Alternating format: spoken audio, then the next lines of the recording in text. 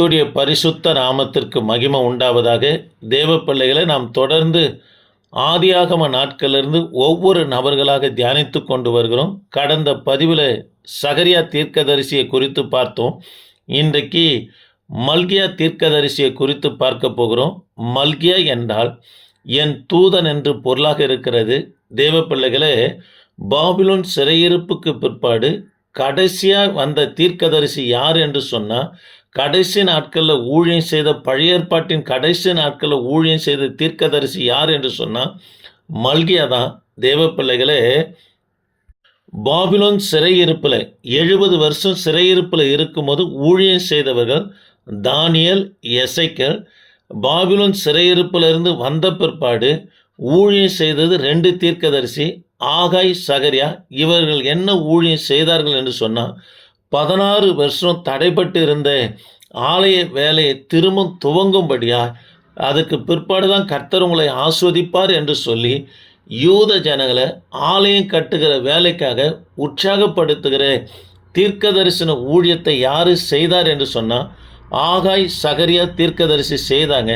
தேவ பிள்ளைகளே, ஆலயத்தை கட்டினதான் உங்களுக்கு ஆசீர்வாதம் என்று சொன்ன உடனே ஆலய வேலையை துவங்குறாங்க. ஆகாய் தீர்க்கதரிசி சொல்கிறார், இன்று முதல் கர்த்தர் உங்களை ஆஸ்வதிப்பார் என்று சொன்ன உடனே ஆலயம் கட்டி பிரதிஷ்டை பண்ணப்படுகிறது. தேவ பிள்ளைகளே, ஆலயம் கட்டி சில நாட்களுக்கு பிற்பாடு திரும்ப யூத ஜனங்களுக்குள்ள பழைய பாவத்திற்கு நம்மனா திரும்புகிறாங்க. எதற்காக சிறையிருப்புக்கு போனார்களோ அதே பாவம் யூத ஜனங்களுக்குள்ள நம்மனா திரும்ப வருகிறது. கர்த்தர் சிறையிருப்பு அனுமதித்தும் கூட யூத ஜனங்க நம்மனா திருந்தலை. தேவ பிள்ளைகளை, ஒரு சிலர் பாவம் செய்வார்கள்னா கர்த்தர் ஒரு விதமான உபத்திரவ பாதையில் நடத்துவார். அதை உணர்ந்து அவங்க மனம் திரும்பவர்களானா அவர்களை கட்டுவாருங்க. மனம் திரும்பலன்னு சொன்னால் அவர்களை இடித்து போடுகிற தேவனாக இருக்கிறார். ஆகவே தான் திரும்ப இவங்களை கட்டும்படியாய் கடைசி தீர்க்கதரிசியாகிய மல்கியாவை இவர்களுக்கு என்ன பண்ண எழுப்புகிறார். இந்த மல்கியா தீர்க்கதரிசி ஆசாரிய குடும்பத்தை சேர்ந்தவர். தேவ பிள்ளைகளே, மல்கியா தீர்க்கதரிசி சொல்கிறார், நீங்கள் பாவம் செய்கிறீங்க. அதற்கு 2 பேரை உதாரணப்படுத்துகிறார். மல்கியா தீர்க்க தரிசன புஸ்தகம் 1ஆம் அதிகாரம் 2ஆம் வசனத்தை வாசித்து பார்ப்பீர்கள்னா, நான் உங்களை சிநேகித்தன் என்று சொல்லுகிறார். அதற்கு யூத ஜனங்க கேட்குறாங்க, எப்படி என்னை சிநேகித்தீர் என்று சொல்லி கர்த்தரையே கேள்வி கேட்குறாங்க. அதற்கு ஆண்டவர் 2 பேரை உதாரணத்துக்கு வைக்கிறார். யாக்கோபு சிநேகித்தன், ஏசாவை வெறுத்தன் என்று சொல்லுகிறார். தேவ பிள்ளைகளே, கர்த்தர் வெறுத்தா என்ன நடக்கும் என்றும் பார்க்க போகிறோம். கர்த்தர் சிநேகித்தா என்ன காரியங்கள் நமக்குள்ள நடக்கும் என்றும் இந்நாளில் நாம் செய்தியை பார்க்க போகிறோம். தேவ பிள்ளைகளே, இன்னொரு காரியமும் உங்களோடு சொல்லும்படியாக விரும்புகிறேன். ஏசாவுடைய பாவம் என்ன என்று எபிரேயருக்கு நிருபம் 12ஆம் அதிகாரம் 15லிருந்து 17 வரைக்கும் வாசித்து பார்ப்போம்னா சொல்லப்பட்டு இருக்கிறது.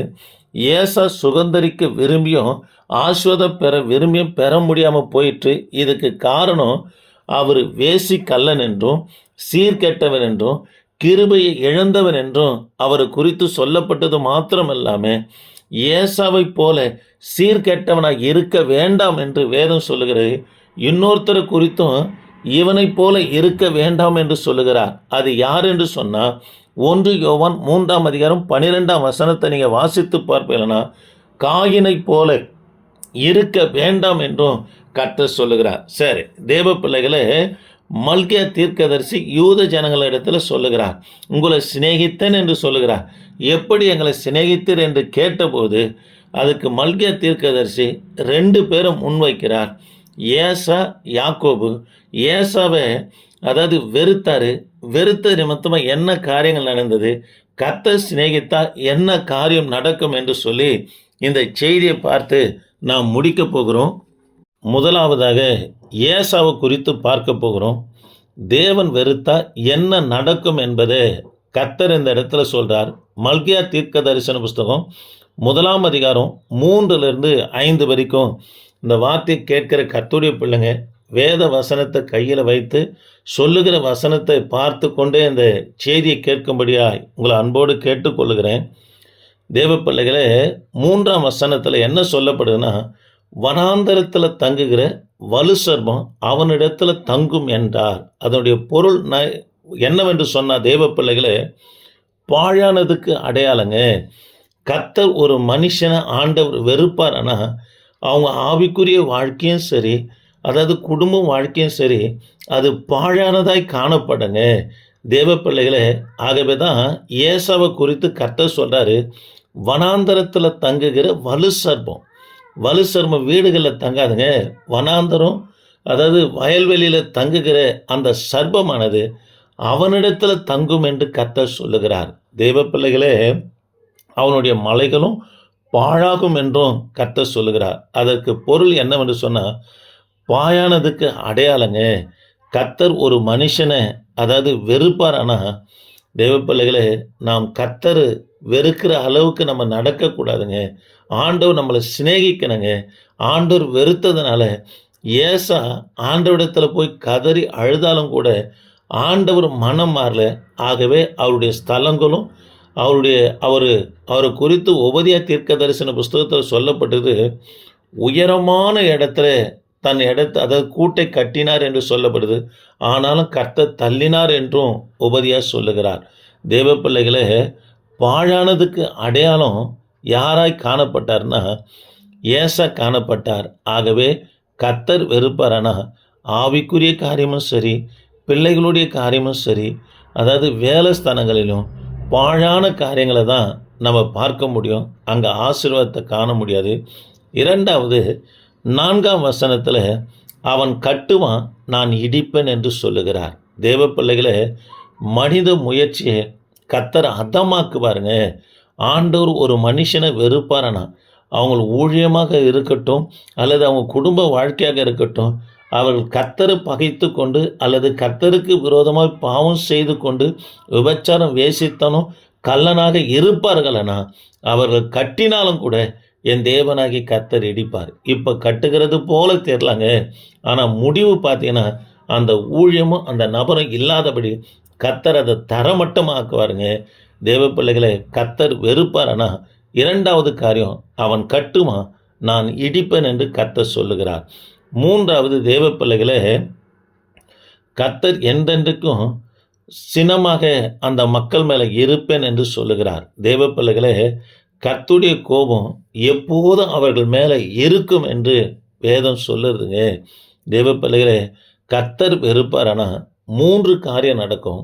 ஒன்று, அது பாழானதுக்கு அடையாளமாக அவர்கள் காணப்படுவாங்க. 2வது, அவர்கள் கட்டினாலும் கர்த்தர் இடிப்பார். 3வது, தேவ பிள்ளைகளே, கர்த்தர் என்றென்றைக்கும் அவர்கள் மேலே என்னவா இருப்பார்னா கோபமாகவே இருப்பாருங்க. தேவ பிள்ளைகளே, 2வது காரியம், யாக்கோபை கர்த்தர் சிநேகித்தார். கர்த்தர் சிநேகித்தா என்ன நடக்கும் என்று சொன்னால், தேவ பிள்ளைகளே, இது மல்கியா தீர்க்க தரிசன புஸ்தகம் 4ஆம் அதிகாரம் 2லிருந்து 3 வரைக்கும் நீங்கள் வாசித்து பார்ப்பேன்னா சொல்லப்பட்டு இருக்கிறது. முதலாவது காரியம், அவர்கள் கர்த்தருக்கு பயப்படுவாங்க.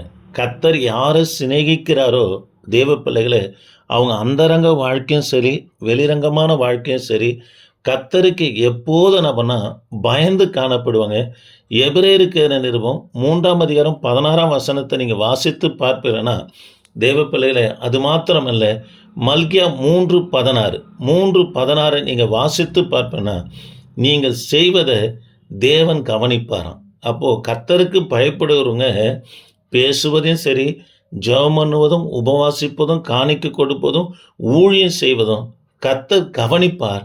அதுக்கு உண்டான பலனை தரும்படியாக கர்த்தர் எழுதி வைத்து அவர்களுக்கு பலனளிக்கிற தேவனாக இருக்கிறார். ஆக தேவ பிள்ளைகளே, யாக்கோபு கர்த்தர் சிநேகித்தார்.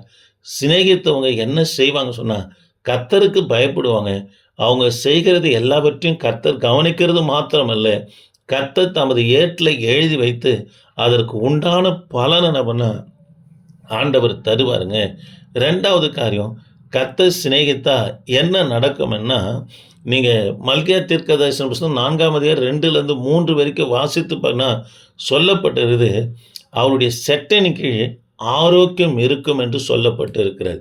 தேவ பிள்ளைகளே, நீதிமொழிகள் புத்தகத்தில் வாசிக்கிறோம், நீதிமான் ஓடிப்போய் அவருடைய கூடாரத்துக்குள்ளே தங்குவான் என்றெல்லாம் வாசிக்கிறோம். அது மாத்திரமல்ல, ரூத்துவை குறித்து போவாஸ் சொல்லுகிறார், இஸ்ரவேலின் செட்டைகள் நிழலில் வந்திருக்கிற உனக்கு அவரால் நிறைவான பலன் வரும் என்றும் சொல்லுகிறார். தேவ பிள்ளைகளே, இரண்டாவது காரியம், செட்டைகளின் கீழ் ஆரோக்கியம் இருக்கும் என்று சொல்லி பார்க்கிறோம்.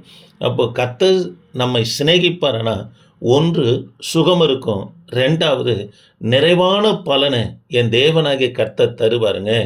மூன்றாவது தேவ பிள்ளைகளே, மல்கியா தீர்க்க தரிசன புஸ்தகம் 4ஆம் அதிகாரம் 2-3 வரைக்கும் நீங்கள் வாசித்து பார்ப்பனா, அவர்கள் கொழுத்த கன்றுகளைப் போல வளர்வார்கள் என்று சொல்லப்பட்டிருக்கிறது. தேவ பிள்ளைகளே, வெளியே போன யோசேப்பு கொழுத்த கன்றை போல கர்த்தர் ஆசீர்வதித்தார். அடிமையாய் புறப்பட்டு போன அவரை கர்த்தர் அரசனாக மாற்றினார். அதே போல யாக்கோபும் வெளியே புறப்பட்டு போகிறார். 2 பரிவாரங்களுடனே புறப்பட்டு வரும்படியாக கர்த்தர் செய்தார். அதே போல இயேசு கிறிஸ்துவால் தெரிந்து கொள்ளப்பட்ட 12 அப்போஸ்தலரும், அதாவது யூதாசை தவிர அப்போஸ்தலர் 1ஆம் அதிகாரத்தில் சேர்க்கப்படுகிற தேவ பிள்ளைகளை மத்தியாஸ், இவரோடு கூட தேவ பிள்ளைகளை 12 அப்போஸ்தலர்களும் வெளியே புறப்பட்டு போனாங்க. கர்த்தருக்காக நவனா பிரகாசித்தவர்களாக காணப்பட்டாங்க. ஆக தேவ பிள்ளைகளை ஆண்டவர் சிநேகித்தாரனா என்ன நடக்கும் என்று சொன்னால், ஒன்று, தேவ பிள்ளைகளை நீ கர்த்தருக்கு பயந்து இருப்பாங்க. அவர்கள் செய்வதை தேவன் கவனிப்பார். அதை எழுதி வைத்து அவர்களுக்கு உண்டான பலனை கர்த்தர் தருவார். ரெண்டாவது, அவர்கள் செட்டைகளின் கீழே தங்குவாங்க. இதனால் அவங்களுக்கு சுகம் இருக்கும். ரெண்டாவது, நிறைவான பலன் இருக்கும். மூன்றாவது, அவர்கள் வெளியே புறப்பட்டு போய் கொழுத்த கன்றுகளைப் போல இருப்பாங்க. இதுதான் கர்த்தர் சிநேகிதருக்கு அடையாளம். சரி, ஜெபிப்போம். தேவ கிருபையே, நாங்கள் உம்மை துதிக்கிறோம். இந்த வார்த்தை கேட்ட ஒவ்வொரு பிள்ளைகளுக்காக ஸ்தோத்திரம் ஐயா. கர்த்தர் நீங்கள் ஆசீர்வதிங்க. தொடர்ந்து உமது கரம் இருக்கட்டும், வழிநடத்துங்க. இயேசு நாமத்தில் ஜெபிக்க நல்ல பிதாவே, ஆமேன். பிரைஸ் அல்லாஹ்.